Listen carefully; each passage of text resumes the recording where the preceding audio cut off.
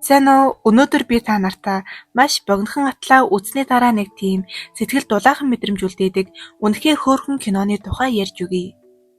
Хэрвээ таны хайртай залуу гинэтхэн дэлхийн хамгийн өхөөртөн муур болон хувирвал яах вэ? Кино эхлэхэд бид алдартай профессор, муурны зан авир судлаач Линцүүтэй танилцах болно. Тэр бол царайлаг ухаалаг боловч дэндүү хөдөн хөндийн нэгэн.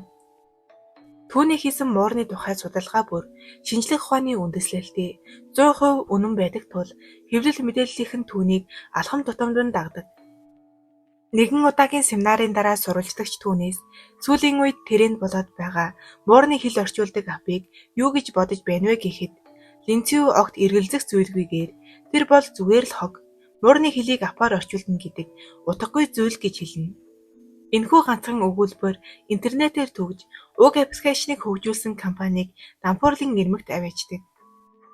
Аппликейшнийг хариуцаж байсан дайчин бүсгийн Ван ажлаасаа халагдах дээрээ тулж дарагдаа 1 сарын дотор үүнийг засна гэж амлалт өгдөг. Гэвч түүнд муурны хэлийг үнэн зөв тайлах өгөгдөл дутаж байлаа. Ван арга буюу өнөөх их зантай профессор Линцүүгээс тусламж гуйхаар болж гэрт нь очино. Гэвч Линцүү Ванг хараад шууд таних бөгөөд үнэндээ тэд ахлах сургуультай нэг ангийнхан байсан байдаг. Линцүү тэр үед Ванг нууцхан хайрладаг байжээ. Гэхдээ нэг мэтгэл Линцүү шилжээд яваад өгсөн. Түүний шилжсэн шалтгаан бол ахлах сургууль байхдаа Линцүү Ваныг сургуулийн дээрлэлтээс аврах гэж байгаад нэгэн саарал мууранд хазуулах бөгөөд тэр мөчөөс эхлэн Линцүү хагас хүн, хагас муур болох хараал хүртжээ. Муурын бурхан түүнд нэгэн хатуу болзол тавьсан нь 9 жилийн турш хиндэж дурлахгүй байх байлаа. Хэрв энэ хугацааг давж чадвал тэрээр бүрэн хүн болох болно. Харин хэн нэгэн сэтгэл алдуурвал үрд муурны төрхөндөө үлдэнэ. Одоо түүнд ердөө ганцхан сар үлдээд байлаа. Мөн зүрх нь хүчтэй зовлох үед өөрийн эрэхгүй муур болон хувирдаг. Хараалын 4-9-оор тэр хинд ч дурлаж болохгүй байв. Гэтэл Ван түүний зүрх сэтгэлийг хамгийн ихээр догдлуулдаг цорын ганц хүн байсан.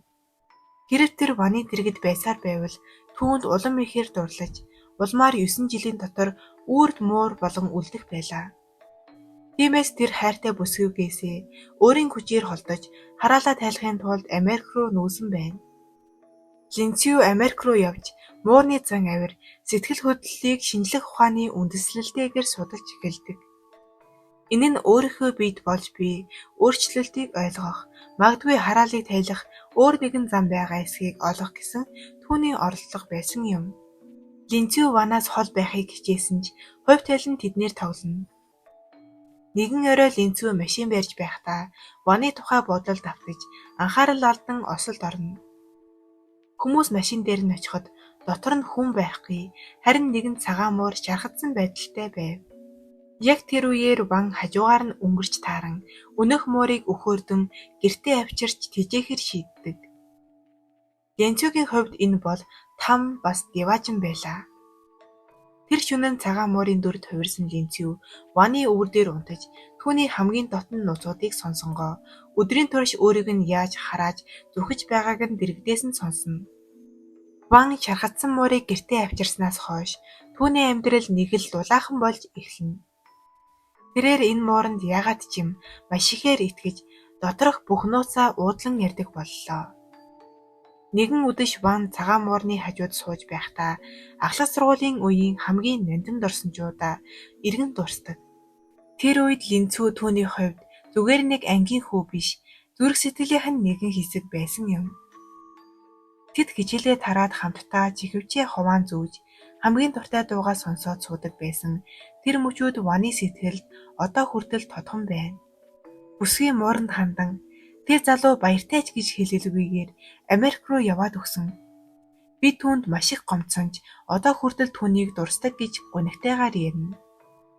Харин түүний хажууд муур болон хэвтэж байгаа Линцүүгийн хувьд энэ бүхнийг сонсох маш их хүнд байлаа.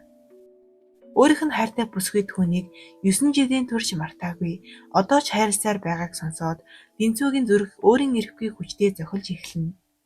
Хэрв тэр сэтгэл хөдлөлөө барьж чадахгүй бол яг одоо бүсгүй нүдэн дээр хүн болон хувирах аюултай байлаа. Линцүү бүсгүйг хайрлах сэтгэл 9 жилийн хараал хоёрын дунд хавчигдаж юу ч хэлж чадахгүй зүгээр л бүсгүйн гарыг долоон тайвшруулахаас өөр зүйл хийж чадахгүй байлаа. Харин дараагийн үзэгдэл Линцүү хүн төрхөндөө бутсан байх ба одоо хүртэл апыг засах хүсэлгүй байсан тул Ван эцсийн аргаа хэрэглэхээр шийдэнэ. Тэрээр Линцүүгийн гэрт очихдоо өмнөхөөсөө огт өөр маш халуухан хувцаслаж тод нүүр будалт хийдэг. Ваны зорилго бол Линцүүг уруу татаж сэтгэлийг нь уяраагаад апаа засуулах байлаа. Түүнийг Линцүүгийн гэрт орж ирэхэд Линцүүгийн зүрхт түг түг зохилж эхэлнэ. Хөөрхий залуугийн хувьд энэ бол хамгийн том сорилт байлаа. Учир нь түүний зүрх хүчтэй зохилох тусам тэрээр өөрийн ирэхгүй муур болон ховрох гээд байдаг. Ван түн рүү ойртох тусам Линцүү сандарч хараалын дүрмж өршөдгөөс айж эцэст нь өрөөрөөгөө гүн гарч нуугдахаас өөр аргагүй болдог. Линцүү өрөөндөө ороод айжин муур болон хувирна. Гэтэл тэнд түүнийг хинхаар ирсэн өөр нэг муур залуу цов байж таардаг. Цов Ваныг хараад халуухан байна гэж магтахад Линцүү харамлаж муур төрхөөрөө хоорондоо зодолдож өрөөгөр нэг чимээ шугаан болно. Ван өрөөнд чимээ гараад байгааг сонсоод юу болоод байгааг шалгахаар дээд давхар руу гарч ирнэ. Линцүү цав хоёр сандралдаж Ваныг хаалгаар орж ирэх яг тэр агшинд амжиж хүн төрхөндөө орно. Ван хаалгыг нээхэд тэр хоёр юу ч болоогүй юм шиг радио дээр явж байгаа дуунд зохицуулан бүжигдэж байгаа дүр үзүүлдэг. Яг эд бүжиглэж байх үед радиогоор тэдний ахлах сургуульдаа сонсдог байсан тэр нэгэн нандин дуу ихэлж эхэлнэ. Ваны нүд ийлэг зөөлөн болж Линцүүг өөрт нь одоо ч хайртай эсхийг асууна. Гэвч Линцүү хараалаасаа айж өөрийгөө хүчлэн би чамд хайргүй. Бид зүгээр л хамтрагчид гэж хэлж бүсгийн сэтгэлийг шархлуулдаг. Ван уйлан гэрээс нь гардагч Линцүүгийн зүрх дотроо урагдж байлаа. Ван уйлсаар гэртээ ирэхэд түүнийг хамгийн ихээр ойлгодог байсан цагаан муур нь алга болсон байлаа. Ван хайртай залуугаасаа татгалзсан хариу авсан. Дээрээс нь хамгийн дотн найз болох муураа алдсандаа бүр мөсөн сэтгэлээр унана. Тэрээр шүнжин муураа хайж уйлж хондог. Маргааш өглөө тэрээр арга буюу профессор Линцүүгийн гэрт очиж муураа хайхад туслахыг гуйна. Линцүү бүсгүйг тийм их шаналж байгааг хараад зүрх нь өвдөх боловч өөрийгөө муур гэж хэлж болохгүй тул тэр муур чинь заавал эргэж ирнэ. Тэр чамайг орхихгүй гэж хэлээд тайвшруулдаг. Энэ мөчөөс эхлэн Линцүү өөрийнхөө хоёр дөрхийг маш ухаалгаар ашиглаж эхэлнэ. Линцүү профессорын хувьар муурны аппликейшнийг засахыг зөвшөөрдөг ба аппликейшнийг засахад маш бага хугацаа үлдсэн тул тэд хамтдаа эрчимжүүлсэн судалгаанд орно. Линцүү өдрийн цагаар профессорын дүрээр Вантай хамт гудамжаар явж муурнуудын сэтгэл хөдлөлийг цуглуулж өгөгдлөө боловсруулна. Тэдний харилцаа яг болзож байгаа хосууд шиг болж Ван Линцүүгийн хөдөн хөндөй багны цаана дулаахан сэтгэл байгааг мэдэрч эхэлдэг. Харин шөнө нь Линцүү муурны дүрд хувирч Ваны гэрд очин бүсгийн хажуу дундаж түүнийг тайвшруулдаг. Энэхүү нууц хамтын ажиллагааны ачаар тэд муур орчуулагч апаа амжилттай дуусгаж флаш диск дээрээ хадгалж авдаг. Апын ажил амжилттай дуусч флаш диск дээрээ бүх мэдээллээ хадгалаад байтал Ваны хамтран ажиллагсад болох Жеф Молинаар урвана. Тэд Ваныг хулгайлж эзгүй агуулхад хүлж орхиод апыг аваад Япон руу зутахаар төлөвлөсөн байдаг. Линцүү Ваныг аюул орсныг мэдээд галзуурах шахаж гудамжны бүх муурнуудтай холбоо тогтоож Ваныг олсон муурыг насаар нь загсаар дайлна гэж амласнаар муурнуудын томоохон ирэл эхэлнэ. Удалгүй нэгэн туранхай муур Ваныг олсон мэдээ ирүүлж Линцүү агуулах руу яран очино. Гэвч Линцүү ганцаараа байсан тул дээрэмчдэд зохиолон унан Вантай хамт хүлүүлнэ. Агуулхад Ван барьцаалагдаж амь насанд нь аюул тулгарах үед Линцүү маш хүнд шийдвэрийн өмнө ирдэг. Түүний бүрэн хүн болох 9 жилийн хугацаа дуусахад ердөө нэгхэн сар үлдээд байв.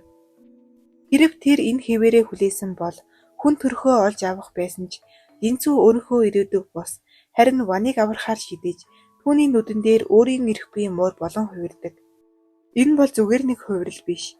Би хүн болохоос илүү чамд хайртай гэдгээ баталсан хайрын золиос байлаа. Муур төрөлдөө орсон тэрээр маш хурдан бөгөөд хүчтэй байсан тул Жеф болон түүний гар хүл болгосныг төвөггүй ялж Ваныг аварч хулгайлагдсан аппликейшнийг эргүүлэн авч чаддаг. Гэвч хараалын дүрм ёсоор хэрэв тэр 9 жил дуусахаас өмнө хүнд дурлаж сэтгэлээ илчилбэл үрд муур болон үлдэх байлаа. Гэхдээ киноны хамгийн чухал эргэлт энд гардаг. Ван түүнийг муур байсан ч хамаагүй хайрлан гэдгээ чин сэтгэлээсээ илэрхийлдэг. Энэхүү жинхэнэ хайр нь муурны бурхны хатуу хараалыг зөөлрүүлж орхино. Динцүү үрд муур болох шийтгэлээс мултарч хагас хүн хагас муур төрхөндөө үрд үлдэхэр болдог. Өөрөөр хэлбэл тэр хүн шиг амьдарч чадахч сэтгэл нь хөдөлгөөрөө муур болдог хിവэрээ үлдсэн гэсэн үг юм. Киноны төсвөл тэд солиод буудахыг харан зогсохдоо нэг нэгнээ байгаагаар нь хүлээн зөвшөөрсөн байдаг. Динцүү бүрэн хүн болж чадахгүй ч түүнээс хамаагүй илүү үн цэнтэй зүйл болох Ваны хайрыг олж авснаар кино аж аргалтайгаар өндөрлөдөг.